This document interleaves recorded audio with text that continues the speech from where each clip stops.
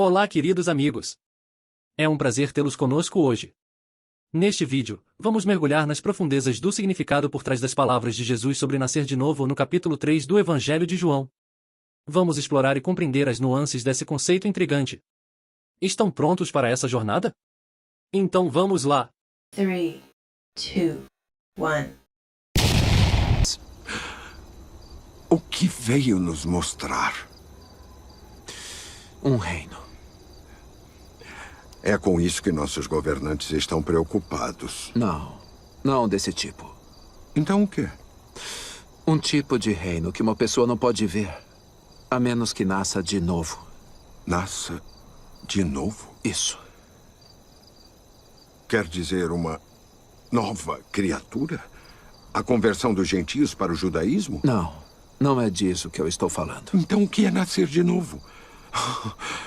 Espero que não queira dizer retornar ao ventre, porque seria um problema para mim. A minha mãe, que descansa em paz, está morta. Na verdade, eu te digo que aquele que não nascer da água e do Espírito não pode entrar no reino de Deus. Aquele que nasce da carne é carne. Mas aquele que nasce do Espírito é Espírito. Essa é a sua parte, é isso que deve nascer de novo para uma nova vida.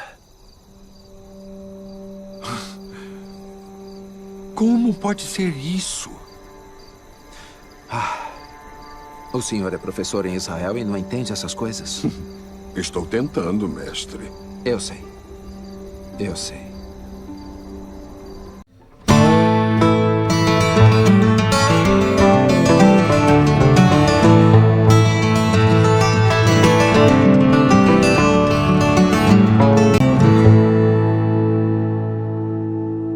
Os judeus acreditavam na reencarnação, que chamavam de ressurreição.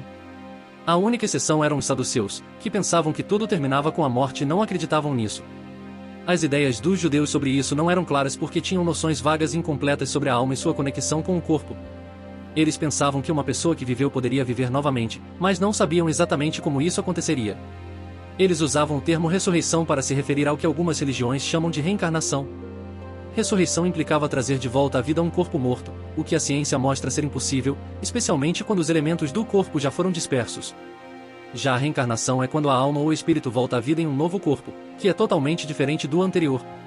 Portanto, a palavra ressurreição poderia ser aplicada a Lázaro, mas não a Elias ou outros profetas. Se João Batista era considerado Elias, o corpo de João não poderia ser o mesmo de Elias, já que João foi visto quando era criança e seus pais eram conhecidos. João poderia ser Elias reencarnado, mas não ressuscitado. A ideia de que João Batista era Elias e que os profetas poderiam voltar à Terra é mencionada várias vezes nos evangelhos, especialmente nos trechos que foram citados anteriormente. Se essa crença estivesse errada, Jesus teria discordado dela, assim como fez com muitas outras crenças. No entanto, ele apoia totalmente e a coloca como princípio fundamental, dizendo que ninguém pode ver o reino de Deus sem nascer de novo. Ele enfatiza isso ao dizer que não devemos nos surpreender com a necessidade de nascer de novo. As palavras "se um homem não renasce da água e do Espírito" foram interpretadas como referentes à regeneração pelo batismo. No entanto, o texto original simplesmente dizia "não renasce da água e do Espírito", enquanto em algumas traduções, as palavras "do Espírito" foram substituídas por "do Santo Espírito", o que não expressa exatamente o mesmo pensamento. Esse ponto crucial é evidente nos primeiros comentários sobre os evangelhos, como será comprovado no futuro sem dúvidas. Os antigos tinham conhecimentos limitados sobre ciências físicas. Eles pensavam que a Terra tinha surgido das águas e viam a água como elemento fundamental para a criação. Na Gênese, menciona-se que o Espírito de Deus pairava sobre as águas, e o firmamento foi formado no meio delas. Também dizia para as águas se reunirem em um só lugar, revelando a importância atribuída à água como elemento gerador. Essa interpretação se baseava na distinção que Jesus fez entre o Espírito e o corpo ao afirmar que o que nasce da carne é carne e o que nasce do Espírito é Espírito. Isso indicava que o corpo se originava do corpo, enquanto o Espírito era independente dele. Segundo essa crença, a água simbolizava a natureza material, enquanto o Espírito representava a natureza inteligente. Quando Jesus diz "se o homem não renasce da água e do Espírito", inicialmente era entendido como "se o homem não renasce com seu corpo e alma". Essa interpretação seguia a crença de que a água simbolizava o corpo material, e o Espírito representava a alma ou natureza inteligente. É certo que, sob o termo ressurreição, a reencarnação era uma crença fundamental dos judeus, confirmada por Jesus e os profetas. Portanto, negar a reencarnação é negar as palavras de Cristo. Com o tempo, as palavras de Jesus, quando refletidas sem ideias preconcebidas, serão reconhecidas como autorizadas nesse ponto, assim como em muitos outros. Sem o princípio da preexistência da alma e da pluralidade das existências, a maioria das máximas do Evangelho se torna incompreensível, resultando em interpretações contraditórias. Este princípio é a chave para entender o verdadeiro significado dessas máximas.